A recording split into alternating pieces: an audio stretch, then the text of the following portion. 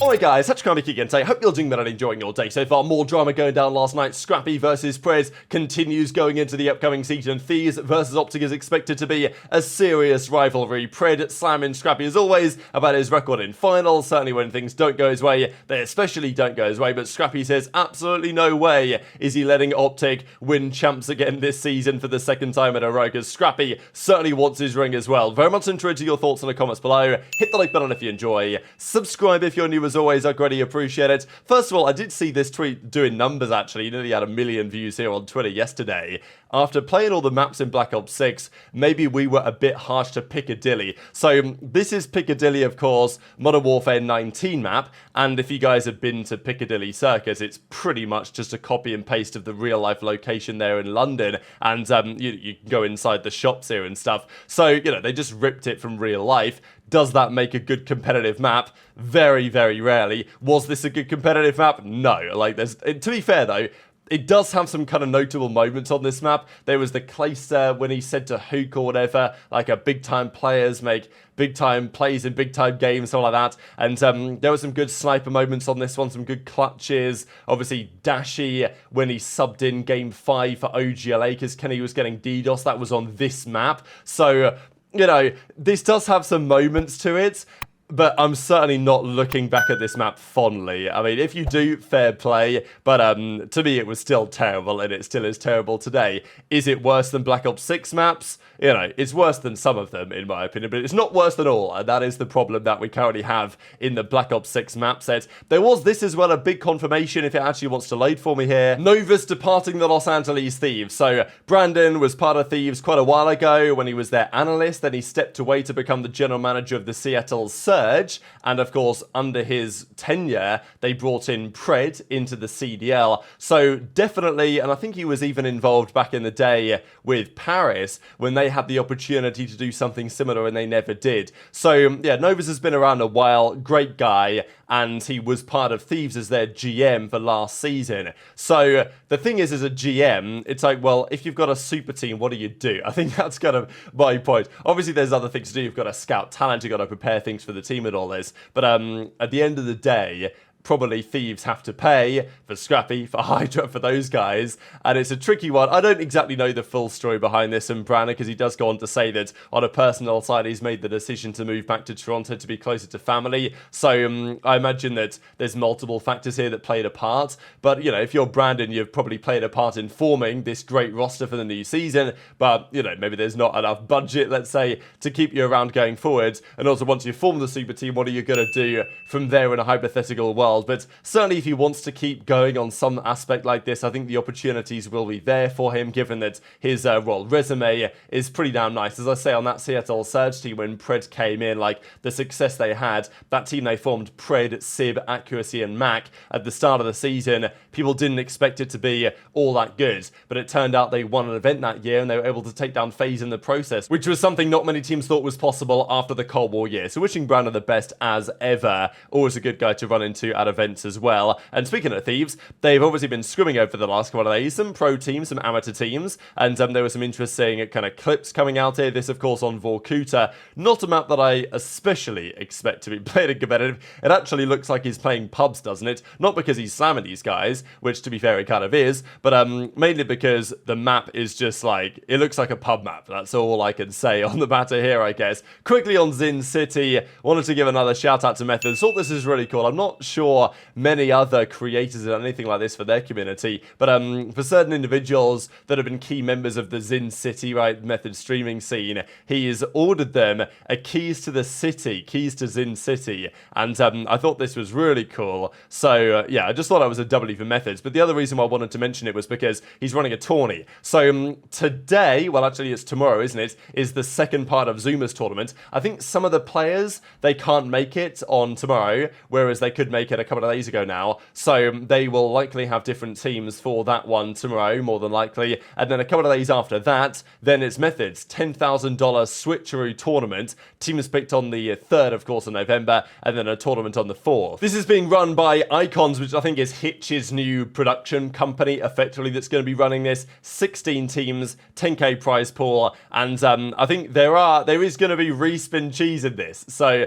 it's really funny, isn't it? Because Zuma, of course, his tournament last year got roasted for the respin cheese when people get drawn with a certain partner duo, and then they weren't happy, they wanted to respin, they dropped some gifted subs in the chat to do exactly that, and this tournament is embracing it. That I look, sure, if you want to respin, you can. It's going to contribute to the prize pool, though. So I think that was kind of interesting. We'll see how this gets on in a couple of days, but a fair few clips I wanted to share for you guys. Some of which from FormaL, because FormaL was playing some Pro 8s yesterday. I think FormaL was on one team, Kremp was on the other team. Like, FormaL was absolutely frying, because it's funny how it works, right? Basically, everyone had ARs in hands, and FormaL was one of the best ARs, if not the best AR in the lobby. It should be no surprise. Like, FormaL knows that he's still got it, and Dashy was actually making the statement on stream the other day that, like, FormaL is the only player that he's ever played against that he's felt like, wow, like, no one can match this guy when he's on form. So I think in addition to accolades and skill and kind of reputation, this is one of the reasons why FormaL is, like, considered to be the greatest controller FPS player ever, certainly up there as just greatest FPS players ever, full stop, because, like, just the way that people talk about FormaL, like, when you see him on the server on the other side, is different to, like, any other player that we've ever seen. And if he wanted to come back to COD, he could do it, no doubt in my mind. But of course, he also has that kind of pull in Halo too, because he's just broken up two of the biggest teams in OpTic, in Space Station, who just won champs, and likely in FaZe, to form his own new Halo super team under OpTic going into the new season. So, he's doing it all. But a couple of clips here to share, and then we'll talk about, during the clips anyway, the Scrappy versus Pred drama that seems to not be going away. Any ARs are as good as Prime Forma?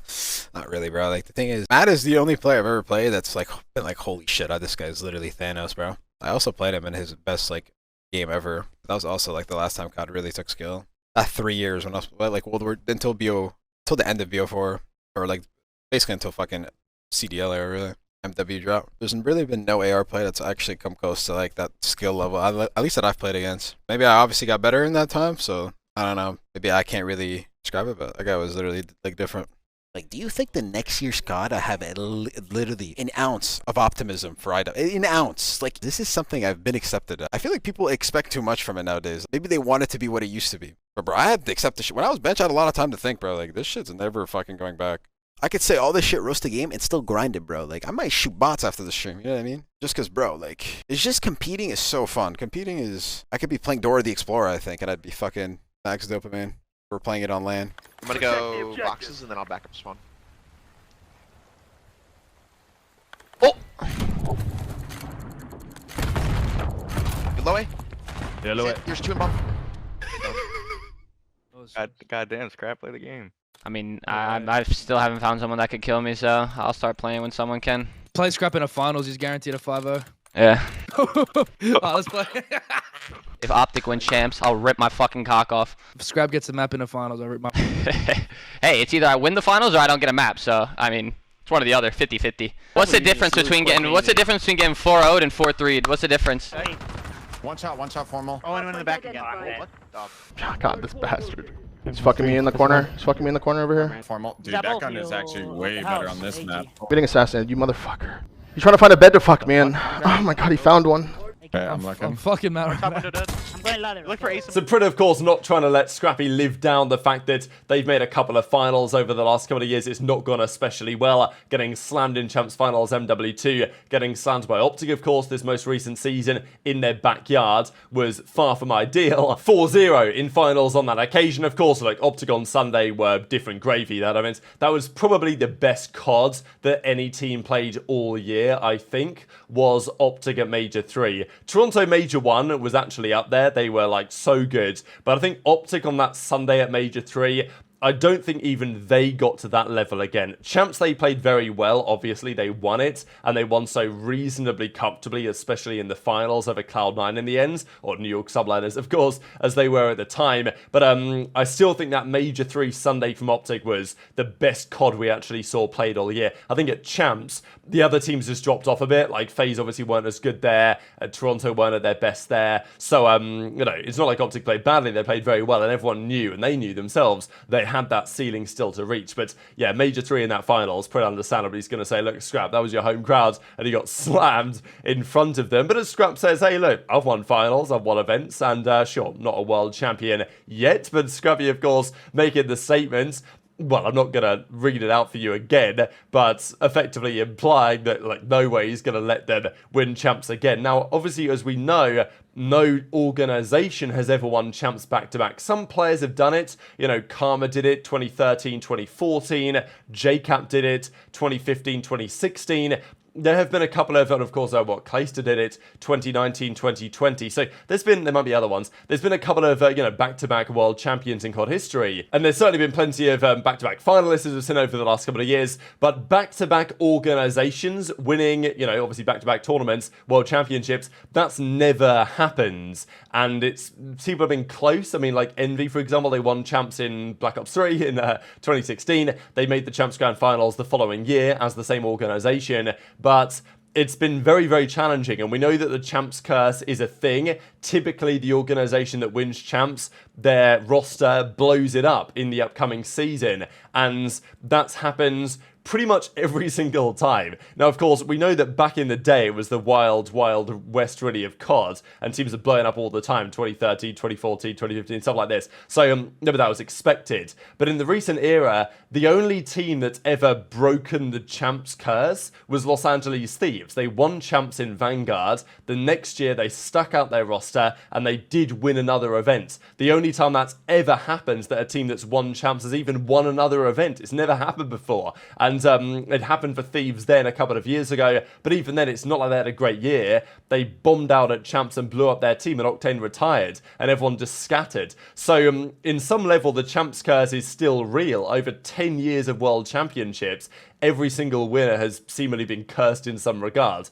Will that be the case with OpTic this year? Well, Scrappy seems to think so, because he's like, yeah, no way, these guys are winning champs. Otherwise, well, you guys remember what Simp said to A4 a couple of months ago? Something not too dissimilar here, which, you know, hopefully he doesn't have to go through, but it is what it is. I don't make the rules. But very much interested in your thoughts, as ever, on all of this stuff in the comment section below. Hit the like button if you enjoyed. Subscribe if you're new. Take care, and I'll see you next time. They're spawning, Top. Start. I spawn on you, spawn on you. Anytime. He's outer pocket. I got two. I'm knitting it. Low elevator. Under you. One shot. One shot, not even nade. Nice, that was him. That's bullshit. One shot low, heli. One shot heli. Low house. Yeah, I'm trying to rep Brian. We got top house. Nice. Top house Abuzah. Hey. Another guy's on I'll see top. Heli, bro. Top house looking It's at me. nasty. He's hiding under the staircase or something, bro. Yo, one's our Top front house building, Abuzah. front building. He's laying down our front hill. Nasty, watch out, front hill. One time. Go, we got Tom. Left side hill. I got Paco. 2 front side hill. He got out. Save your front building, I think. No, still there. I need a Tom. Outskirts. Front Close building, Tom. still there. He's close to Tom. Nasty. On Tom, nasty. Absolute Tom. First. I got him. In the top building. Paco, one shot the top window too. Paco. Main hill. Watch out. Okay. He's a close right, I think. Our Tom. Yeah, top out. Oh, he's our front building too, guys. Still. One guy's hitting left. Nasty top tower is two there. One's gonna hit me left. Two top tower, two top tower right Wait, now. he's just selling, Ken. Good. I'm one. One shot left. Nasty. I know the one shot, but Abuzah. Moves on, hold on. Nice.